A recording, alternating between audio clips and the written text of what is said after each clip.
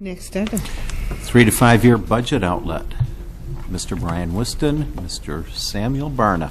So we've asked Sam to do an impossible task, and that's to look out into the future and let us know what we're going to be doing a couple of years from now, budget-wise. Yes. I'll get my dartboard out, right? That's the thing. Do you have one of those Ouija boards or something? Absolutely. Good evening, board. Obviously, good evening, President Adams, Superintendent Whiston, and trustees. As Brian had mentioned, what I have done here is we'll be presenting basically a budget outlook for the next few years to the best of our ability. As many of you are well aware, especially this year, things change very rapidly, not only in the country, but obviously within the state of Michigan, especially, with the new legislation that we have.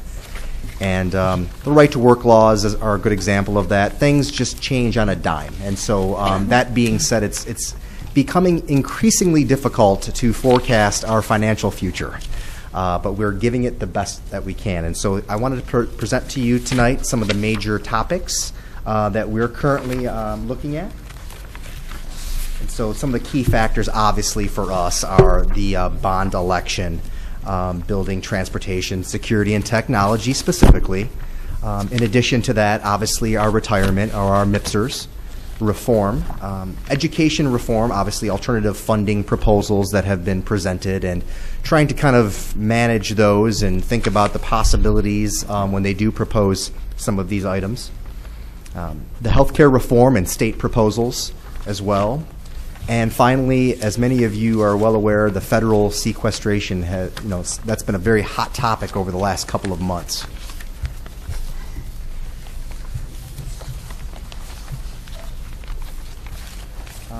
The bond election, we have spoken about this at great length.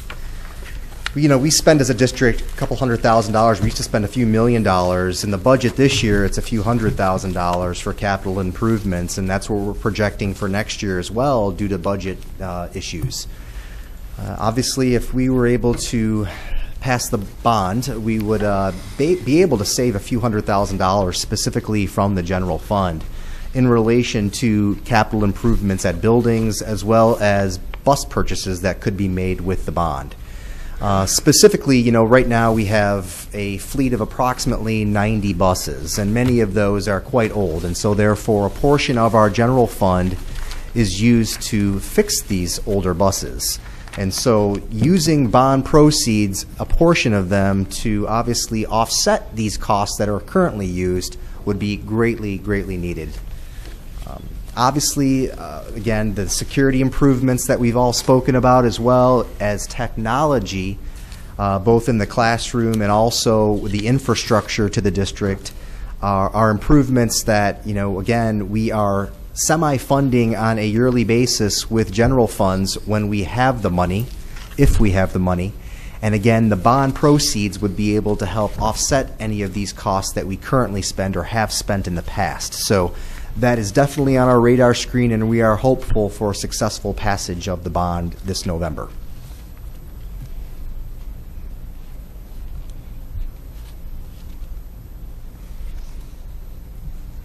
Bear with me, this is not... There you go. Retirement reform. Again, this is another hot topic I'm sure many of you have seen before and have heard about. Our current 2012-13 retirement rate for the district is 24.54%. However, we have been given guidance by the Office of Retirement Services by the state, and they've given us guidance, obviously, for the 13-14 school year of an increase of just under 0.5%. So the total blended rate, what I've done is taken each of the individuals within the employees within the district and actually determined what their selection was for retirement, and then obviously increased by 0.47% for next year to determine what the actual retirement rate is by individual. So that being said, the blended rate for next year goes to 25.01 from, again, currently 24.54%. In addition to that, the 2014 and 15 increase, we've been given a guidance of almost 1 full percentage increase for that budget year. And so, again, we don't have any further guidance from ORS in regards to post-2014-15 school year, but if obviously any indication is to you looking at these rates, I would suspect that we're going to get another increase after 14-15. I just want to make a quick note, kind of put this under context as well for everyone. It's great to talk percentages, but we need to look under the context of also dollars from a district perspective, and specifically, general fund as well. But, from a district perspective, the yearly blended amounts that I mentioned above, this equates to, you apply these rates to over $28 million of actual costs for retirement for the district. So it can be staggering, even small percentage increases. Can you explain why it keeps going up all the time? Yes. The reason why it's going up is because there is an approximately, I believe it's $52 billion unfunded liability within the state. My numbers could be incorrect. This is just off the top of my head. But it's several billion dollars. And so this unfunded liability continues to be a problem because there are fewer and fewer active employees within the state contributing to the pensions of those that will be retiring and have retired. And so therefore that pool of active workers is dwindling and the costs keep increasing because of that. It's a vicious circle, if you will. And so that's why the costs keep increasing, is because we have fewer people funding that. So, will there ever be a time when that'll level off, when there won't be more retirees? I think that basically it's not way going down to the road. Way down the road. It's like a Medicare situation as well. It's very similar, if not exactly similar. It's coming to fruition right now, and we're seeing it. Again, for every dollar that we receive in state funding from the state, obviously that was repetitive, and I apologize. We're giving back 25 cents on the dollar. So we're taking in and then giving 25 cents out just in retirement costs. So again, and that's going to keep on growing because of the situation that I just explained. So, again, I hate to be doom and gloom, but I'm just trying to be practical as well. That's unfortunately not only our reality as a district, but it's the reality of every district in the state of Michigan, and quite frankly, nationwide. So, again, education and reform, again, kind of going along those lines, uncertainty is kind of our new normal, within the state specifically, actually, as there are many unknowns related to future policy. And not only unknowns related to future policy, but again, the timing and the rapid decisions that are made, and sometimes haste, in my opinion.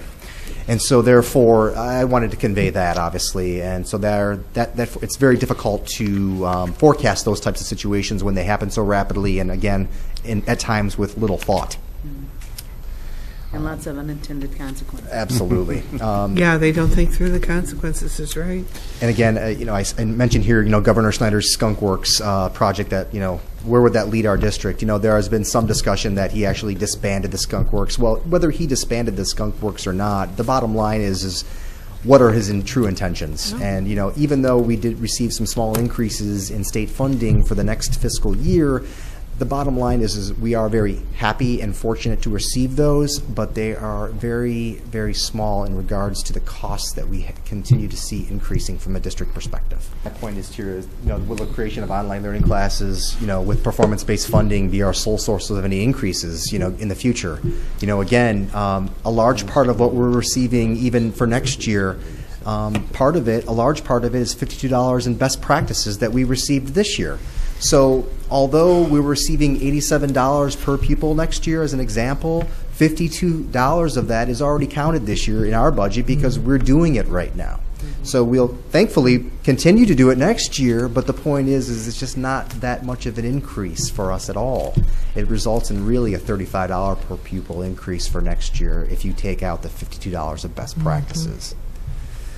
So again, really the long story is that the short of it is the district must be increasingly agile and stay informed when any future policy changes are discussed and or analyzed so that we can make sure that we're changing rapidly as well, and so that we can keep our costs in line while still focusing on student achievement. Another big topic again as well is healthcare reform. Obviously with PPACA, the Patient Protection and Affordable Care Act, in addition to state proposals for healthcare. Just, we need to think about this, from a district perspective and what things can occur that would make, obviously adverse financial effects in the district. We analyzed one of the more recent healthcare reform-related items in regards to part-time employees. And what it is basically we're going to have to offer insurance for those that work over 30 hours every pay period. And we analyzed our current FTEs as of this year, and thankfully, we won't be exposed. However, that's not to say that we're going to be exposed for the school year after next year, so 14-15. But looking at our current FTEs and the fact that our hours worked are under this new guideline, we're okay. There will be no increases in costs due to the healthcare reform for us as a district next year. So that's a plus. But we have to constantly monitor it to ensure that if there are cost increases, if we do hire part-timers, or if their worked hours increase next year, that will have to be counted and analyzed for the next budget year to ensure that we're counting those in the budget so that we don't have any mid-year surprises. So, an example of a state bill that's currently being proposed is increasing the hard cap for two-person coverage. And I just wanted to use this as an example. The current hard caps for single coverage, these are yearly employer-based fees that we would pay, or we are paying. The two-person maximum is $11,385 currently. And what the proposal is for the Senate Bill 395 is to increase that by a little over 18% to $13,455.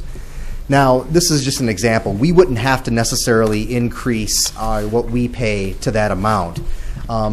It's more of a, hey, is it the right thing to do? Costs are increasing for healthcare overall. Just wanted to put it on the radar screen that if this passes, we'd have to analyze that and make sure that we wouldn't have any negative financial impacts because of that. But it is up to us. We can pay towards the maximum. Right now, we're looking really good for next year. We're actually saving $400,000 as a district for healthcare costs because we're under these caps. And so we're teaming with Red A Benefits, and they're really helping us keep our costs low. But it's not just Red A. If we have to have our district employees basically keep healthy as well, and that'll keep our costs down. So healthy, yes, and cost down, yes. So that's what we're looking forward to for the years ahead for us. But we'll also be having to monitor all of these reforms and proposals being proposed. Finally, federal sequestration. Again, many people don't know what it is, and I didn't want to give a full dissertation, but the bottom line is it's federal budget cuts. Like us, they have a deficit. Theirs is just ginormous, and so in order to make some cuts, they're basically looking to cut our title funds. The title funds that we currently receive on a yearly basis, Title I, Title II, and Title III, approximately are $18.5 million a year for our district. There are no impacts detrimentally for us next year. However, there are 5 to 18% average cuts that they're proposing for 14 and 15. And so, that being said, we're going to have to make some tough choices if this is indeed the case next year, before 14 and 15 start for title funds. What do we cut? What do we retain? Do we have general fund cover some of those costs? My answer would probably be no. But again, those are discussions that we have to have next year because of federal sequestration.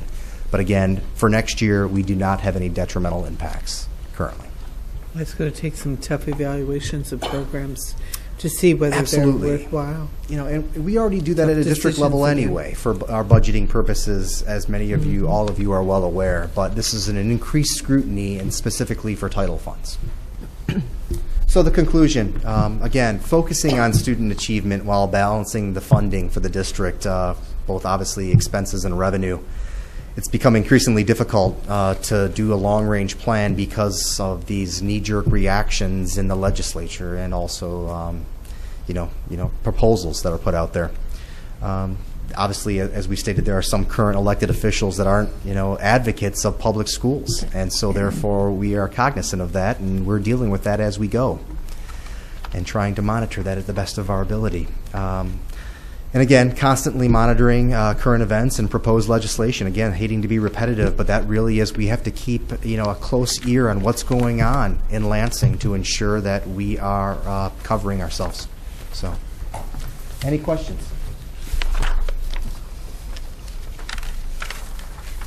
Thank you very No much. questions.